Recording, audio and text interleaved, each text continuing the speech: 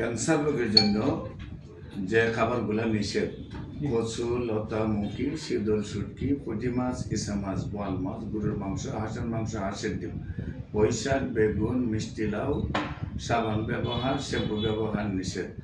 এবং সাবান শ্যাম্পুর পরিবর্তে সেভলন, 1 কাপ সেভলন 1 কাপ পানি মিক্সড করে সেটা দিয়ে সমস্ত শরীর মরাবে এবং সাদা পানি দিয়ে ভালো করে ফ্রেশ হয়ে যাবে।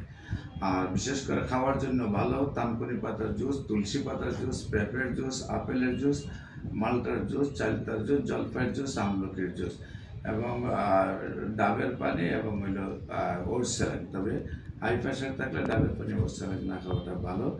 আর এগুলো হইলো খাওয়ার মধ্যে ভালো। টক জাতীয় সব খাবারই ভালো, তবে কামরাঙ্গাটা খাবে না।